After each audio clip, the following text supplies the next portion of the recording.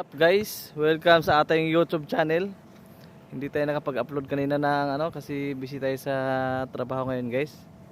Kaya guys, dito ako ngayon sa trabaho, ako lang mag-isa. Ako lang mag-isa gumagawa guys. Kaya dito sa Canada kailangan malakas ang loob mo guys, kasi kung utusan ka sa amo mo, kailangan alam mo yung trabaho guys, kasi dito sa Canada pinapunta ka ng planta ikaw lang mag-isa, at saka inutusan ka sa trabaho na o ganito gagawin mo itong trabaho na to. At kaya guys, kakayanin mo dito sa Canada kasi noon tingnan mo guys, napakalamig guys. At saka dito sa Canada kailangan alam mo lahat yung gawain. Pero guys, kung di mo naman alam, sabihin mo sa amo mo na hindi ko alam to, huwag ka magmamarunong dito guys, kasi dito sa Canada kailangan dito malakas ang loob mo, at kailangan hindi ka nahihiya. At saka yung trabaho kailangan mo magtrabaho ka ng trabahoin mo ng sakto yung trabaho mo, para di mapahiya yung amo mo sa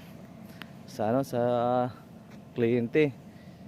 Kasi dito guys, sa sobrang daming trabaho, kaya mag-isa ka lang pinapunta sa planta. Kasi kailangan dito guys, alam mo lahat din ng alam mo magmaneho, mag-operate ng mga kung ano-ano, tulad nitong mga backhoe. Ayan, kailangan dito lang din ako natuto guys, yan pag-operate niyan, at saka yung loader niyan, yan yung loader guys. Dito ko ngayon sa Ottawa ngayon, at dito nga sa tawag ito, sa demolition tong guys, yung pinuntahan ko, yung demolition na yung tawag nito, yung mga dinimolish dito kasi nakita niyo yan guys, yan may mga yan, may mga bakal, halo-halo, may mga tanso. Kaya nilagay doon sa ginawa ko guys, pakita ko sa inyo mamaya yung ginawa ko. At yan, palibutan ng guys, nakita yung ice, puro ice yan. Napakalamig dito guys, kailangan ka dito sa kailangan pero nakasanayan, masanay ka rin guys pag nandito ka. Kaya ito ang ginagawa ko guys, yan ang ginagawa ko sa loob na yan, kasi malamig dito, bawal malamigan, kasi inanuhan ko ng trapal, yung tarpaulin yung paikot, kasi kailangan niya guys na kailangan niyang matuyo ng tuyo, kasi kailangan pag dinikit mo, pag nilagay ka ng second coat, dikit. Kaya yan guys, nilagyan ko ng luna, tarpaulin. Yan guys, ang nakaibahan dito sa mga computer lagay ditupi, yung machine lagay dito ay ditupi guys. Ayan, nakita nyo guys, ditupi yan guys.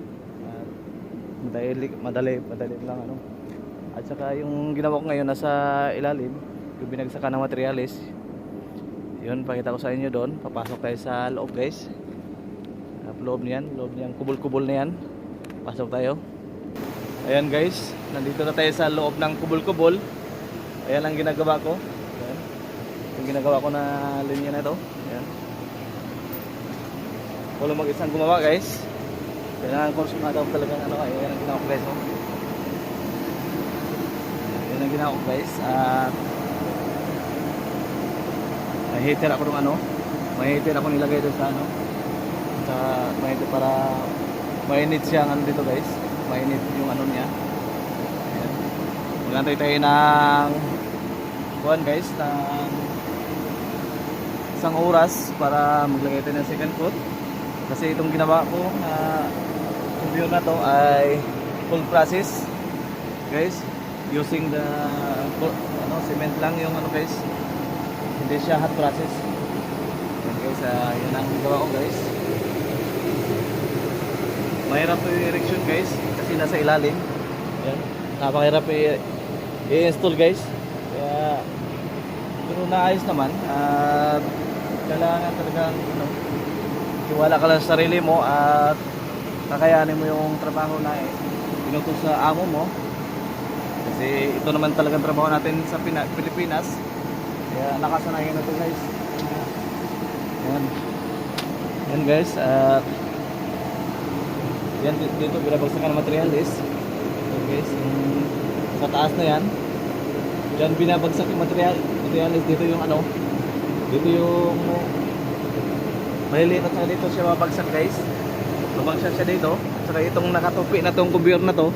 Dito siya mabagsak yung ano guys, yung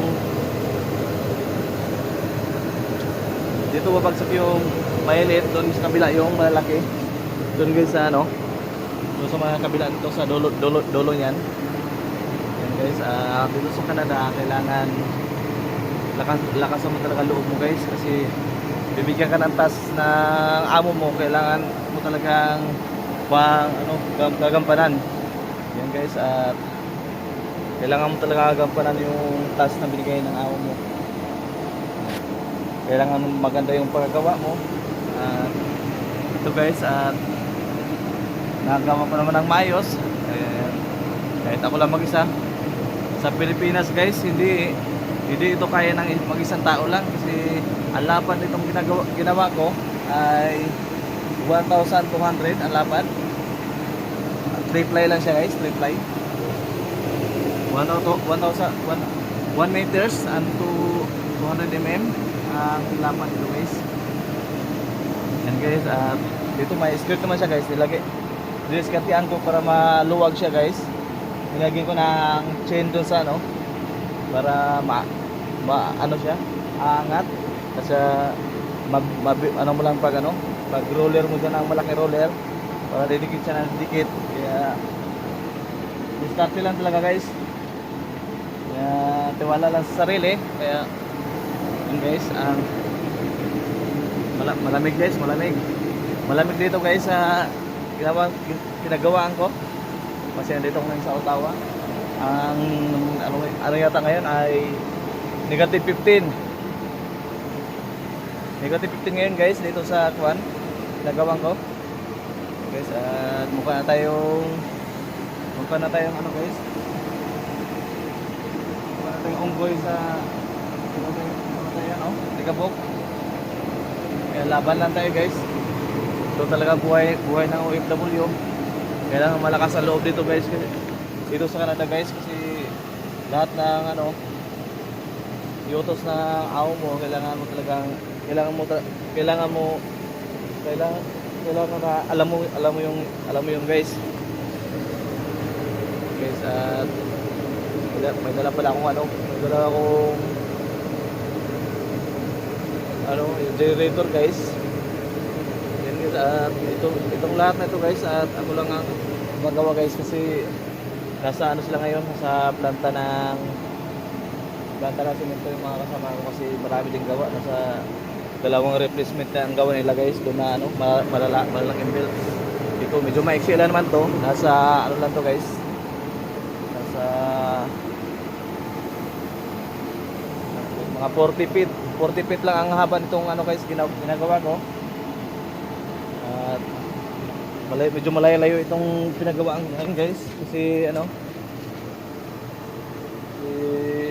nasa Ottawa ako, mga 3 oras lagpas pa ng Ottawa konti. At ito guys ang mga ginagawa ko dito habang nag-aantay tayo. Ayan, gagawin ko yun mamaya guys. Ayan, nakita niyo guys, walang laging yan guys, yung pulley na yan tatanggalin ko yan guys, kaya medyo maluwag na. Tatanggalin ko yan mamaya. Kaya diskartean ko lang kung paano ko tatanggalin yan, medyo mabigat, kaya kailangan talagang magagamit ka mga lever block, kamalong guys. At itong yung guys, tinanggal ko yan kasi nahirapan ako yung kanina pagpasok sa belt.